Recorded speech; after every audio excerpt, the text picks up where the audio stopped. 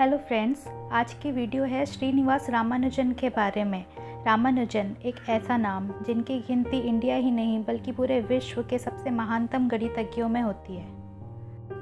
अपने सिर्फ 32 साल के जीवन में ही उन्होंने मैथ्स के क्षेत्र में कई ऐसे काम किए जिससे पूरी दुनिया को अचंभित कर दिया।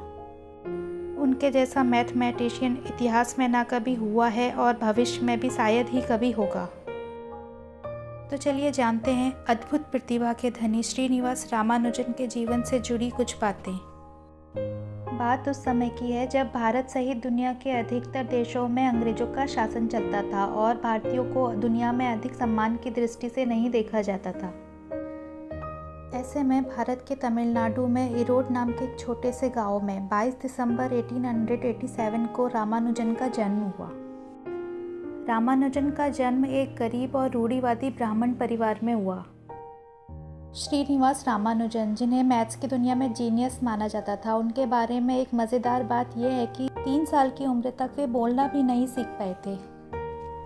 लेकिन समय के साथ रामानुजन की प्रतिभा सबके सामने आने लगी। 5वीं क्लास में उन्होंने पूरे डिस्ट्रिक्ट में टॉप किया। रामानुजन जैसे जैसे बड़े हो रहे थे, मैथ्स के प्रति उनका लगाव बढ़ता ही जा रहा था। खाते पीते उठते बैठते उनके माइंड में सिर्फ मैथ्स के ही क्वेश्चन घूमते रहते थे। अपने स्कूल के दिनों में ही रामानुजन कॉलेज स्तर की मैथ्स बहुत इजीली हल कर दिया करते थे और पैसों की तंगी के कारण रामानुजन अपने से बड़े स्टूडेंट्स को मैथ्स की ट्यूशन भी दिया करते थे। लेकिन आश्चर्य की बात यह है कि इतने बड़े जीनियस को भी अपने लाइफ में फेलियर का सामना करना पड़ा। रामानुजन 12वीं कक्षा में फेल हो गए थे और उनको मिलने वाली स्कॉलरशिप भी वापस ले ली गई। ये समय उनके लिए बहुत ही डिप्रेसिंग था। श्रीनिवास रामानुजन अपनी फॉर्मल एजुकेशन कभी पूरी ही नहीं कर पाए और ये सब हुआ मैथ्स के प्रति उनके ऑब्सेशन के कारण। रामानुजन मैथ्स के बुक्स में इतना डूब गए कि बाकी सभी सब्जेक्ट्स को टाइम नहीं दे पाए। श्रीनिवास रामानुजन को जीनियस बनाने में एक बुक का बहुत बड़ा योगदान माना जाता है और वो बुक है जी.एस. कार की लिखी हुई A Synopsis of Elementary Result in Pure and Applied Mathematics। Ramanujan जब 12 साल के थे तो एक दिन स्कूल की लाइब्रेरी से उन्हें ये बुक मिली और ये बुक उनकी लाइफ में मानो एक वरदान की तरह साबित हुई। इस बुक में हज़ारों की संख्या में थ्योरम्स थी और रामानुजन ने मान लो सारे के सारी घोट के पी ली। लेकिन आश्चर्य की बात तो यह है कि इतना बड़ा जीनियस होने के बाद भी श्रीनिवास रामानुजन को जॉब ढूंढने के लिए बहुत संघर्ष करना पड़ा और इसका कारण था उनके पास स्नातक या 12वीं की डिग्री ना होना। एक समय तो ऐसा भी आया जब श्रीनिवास रामानुजन की शादी तो हो गई लेकिन घर खर्च के लिए उनके पास पैसे नहीं थे और ऐसे में वो अपनी मैथ्स पे भी फोकस नहीं कर पा रहे थे। बाद में कुछ और संघर्ष के बाद रामानुजन को मद्रास पोर्ट में एक क्लर्क की जॉब मिल गई और सौभाग्य से वहाँ काम का बोझ भी ज़्यादा नहीं था, इसलिए अपने अतिरिक्त समय में रामानुजन मैथ्स के क्वेश्चन सॉल्व करने में लग जाते। लेकिन उस समय बात ये थी कि भारत अंग्रेज़ों का गुलाम था और रामानुजन बिना किसी अंग्रेज गणितज्ञ के अपना शोध कार्य आगे नहीं बढ़ा पा रहे थे। ऐसे में रामानुजन अपने रिसर्च वर्क लंदन के बड़े बड़े मैथमेटिशियंस को भेजा करते थे और उनमें से एक थे कैम्ब्रिज यूनिवर्सिटी के प्रोफेसर हार्डी, जिनकी गिनती उस समय वर्ल्ड के टॉप मोस्ट मैथमेटिशियन में होती थी। प्रोफेसर हार्डी रामानुजन के कार्य से इतने ज़्यादा प्रभावित हुए कि उन्हें साथ काम करने के लिए कैम्ब्रिज बुला लिया। यहाँ पे एक दिलचस्प बात यह है, जहाँ रामानुजन एक आध्यात्मिक व्यक्ति थे, वहीं दूसरी ओर प्रोफेसर हार्डी एक नास्तिक। लेकिन इन दोनों ने ही अपने डिफरेंस इन ओपिनियन को ना कभी अपनी मित्रता के बीच आने दिया और ना ही कभी काम के बीच। दोनों ही एक दूसरे का पूरा सम्मान करते थे।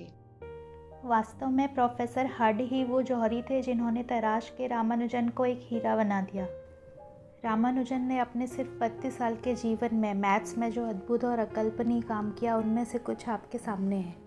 यूँ तो रामानुजन ने मैथ्स की सभी ब्रांचेस में काम किया है, लेकिन उनका ज़्यादातर रिसर्च जीरो और इन्फिनिटी पे आधारित है। रामानुजन के द्वारा आज से लगभग 100 साल पहले दिए गए रिजल्ट्स आज बड़े बड़े एल्गोरिथम में यूज़ किए जाते हैं।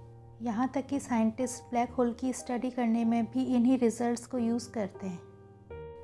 लेकिन सोचने की बात तो ये है, कैसे एक साधारण मनुष्य का दिमाग एक एक्स्ट्रा ऑर्डिनरी वे में काम कर सकता है। ये क्वेश्चन जब रामानुजन से किया गया तो उनका जवाब बहुत ही चौंकाने वाला था।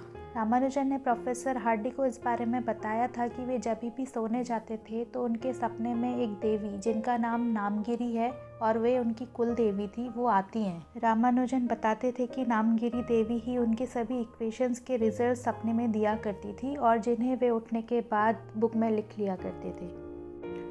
श्रीनिवास रामानुजन के द्वारा दिए गए रिजल्ट्स में से कुछ तो बहुत ही ज़्यादा इंटरेस्टिंग और अनबिलीवेबल हैं। इनमें से एक है रामानुजन समेशन। इसमें उन्होंने प्रूफ किया है कि किस तरह रियल नंबर्स को 1 to इन्फिनिटी अगर ऐड किया जाए तो उनका आंसर आएगा -1/12। इसके अलावा उन्होंने एक नंबर दिया 1729 जिसे हार्डी रामानुजन नंबर के नाम से भी जाना जाता है। Actually 1729 is the smallest number जिसे 2 नंबर्स के क्यूब के सम में 2 डिफरेंट वेज में लिखा जा सकता है। 1976 में रामानुजन के द्वारा लिखी गई एक बुक अचानक लोगों को लाइब्रेरी से मिली जिसे नाम दिया गया रामानुजन्स लॉस्ट नोटबुक। लगभग 100 पेजेस की इस नोटबुक में रामानुजन के द्वारा प्रूफ की गई थ्योरम्स बड़े बड़े मैथमेटिशियंस के लिए अभी भी अबूझ पहेली बनी हुई हैं। कहा जाता है कि अगर इन इक्वेशंस को सॉल्व कर लिया गया तो साइंस एंड टेक्नोलॉजी में हम आज से 100 साल आगे जा सकते हैं। लेकिन इन्हें सॉल्व करने के लिए आज रामानुजन हमारे बीच में नहीं है। 1914 से 1919 तक अपने 5 साल के इंग्लैंड प्रवास के दौरान रामानुजन को खाने से जुड़ी काफ़ी परेशानियों का सामना करना पड़ा। रामानुजन शुद्ध शाकाहारी थे और उस समय इंग्लैंड में शाकाहारी भोजन मिलता नहीं था और इस वजह से उन्हें कई बार भूखा भी रहना पड़ता था। इस सब का उनकी हेल्थ पर काफ़ी नेगेटिव असर हुआ और धीरे धीरे वे काफ़ी बीमार पड़ गए। रामानुजन का स्वास्थ्य इतना ख़राब हो गया कि उन्हें कई कई दिन हॉस्पिटल में भी रहना पड़ता था, लेकिन उनका मैथ्स के लिए जुनून इतना ज़्यादा था कि वह बेड में लेट के ही अपने मैथ्स के क्वेश्चन सॉल्व किया करते थे। आखिरकार 1919 में उन्होंने इंग्लैंड से भारत वापस आने का फ़ैसला किया और उसके अगले ही साल यानी कि 1920 में उनकी मृत्यु हो गई। लेकिन जाने से पहले रामानुजन अपने कार्यों के रूप में पूरी मानवता के लिए एक अनमोल खजाना छोड़ गए। रामानुजन को उनके गणित में योगदान के लिए 1918 में फेलोशिप ऑफ रॉयल सोसाइटी दी गई। उस समय किसी भारतीय को ये पुरस्कार मिलना एक बहुत बड़ी बात थी और उस समय ये पुरस्कार पाने वाले रामानुजन दूसरे भारतीय थे। बॉलीवुड में इनके ऊपर कोई मूवी अभी तक भले ही ना बनी हो, लेकिन हॉलीवुड वालों ने 2015 में इनके ऊपर एक मूवी बनाई जिसका नाम है the man who knew infinity.